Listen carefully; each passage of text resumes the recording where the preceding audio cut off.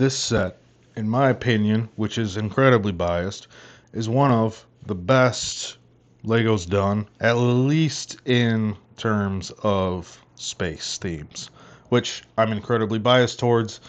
I've always been a huge fan of sci-fi, space travel, aliens. Um, we'll get to more of that stuff in some other videos, but a huge fan of this set. So this is the Space Command Shuttle set. I've got a link in the description to kind of the full details of this. A few things have changed on this that I've had to do. I got this on eBay a couple months ago for just 20 bucks, surprisingly. I don't know how. I kind of figured most super old retired sets were incredibly expensive. This one had been sitting there for quite some time, so I picked it up. Again, huge fan of it. What I've had to change, the base plate, the original is tan.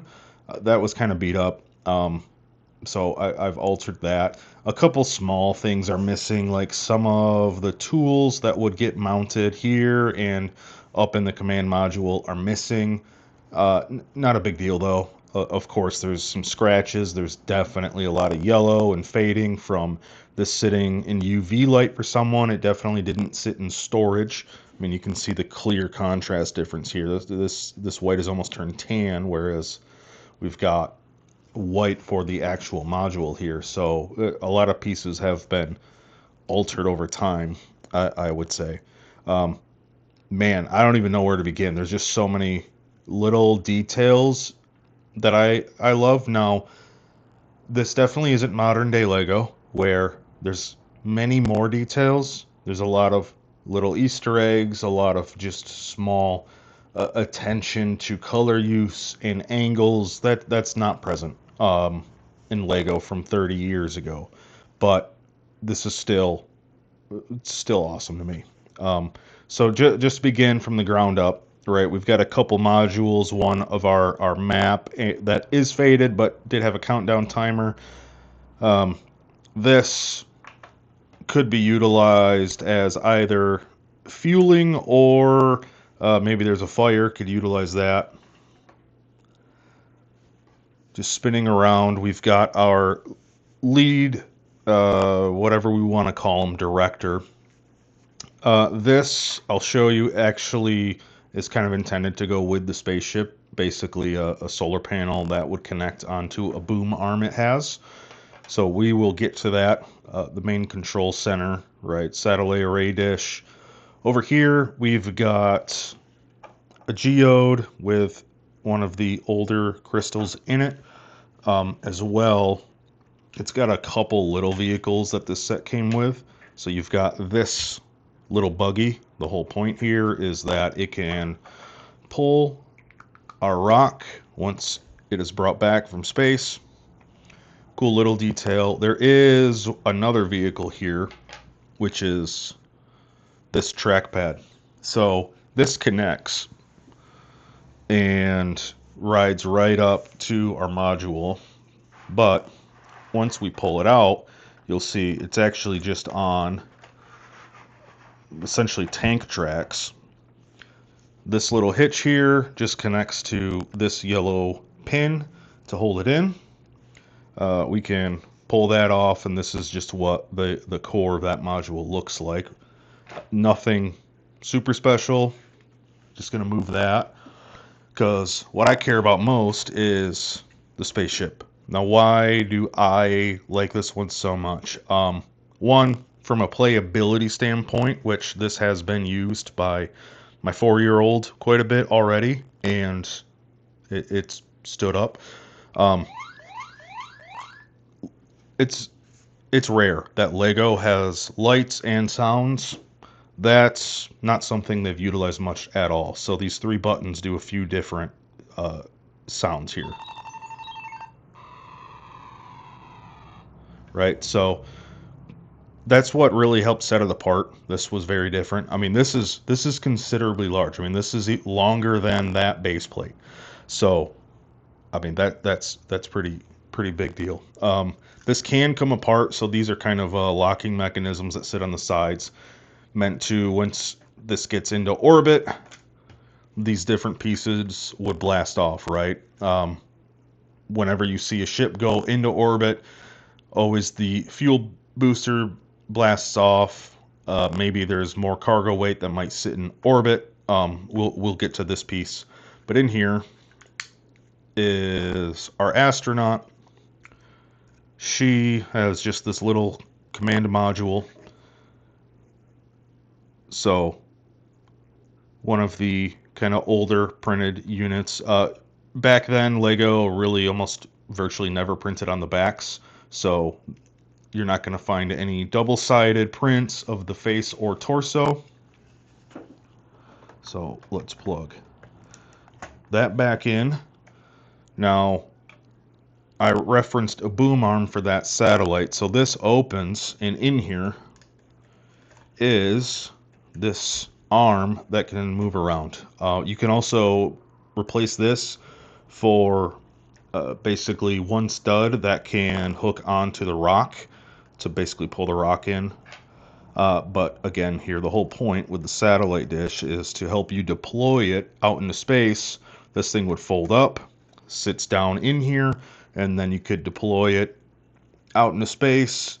Maybe you can reference it as its own satellite dish. It is different sensor array, again, solar panel, whatever you want to use for imagination. Just again, I thought this thing was so cool back in the day, and still is. Now, again, the small details like definitely are not on par with some of the other sets, but the build is actually quite solid. I have a 4-year-old that's been playing with this. It's still together. A couple things that do fall off often are like these side pieces. Now, mind you, I think that's more so just because the tolerances of Lego pieces over time begin to fail, right? They don't hold up. They get brittle, as all plastic does, especially when it's been sitting in direct sunlight like this one certainly has. So let's get our pilot back in place, and we'll go and look at a couple of the other aspects here.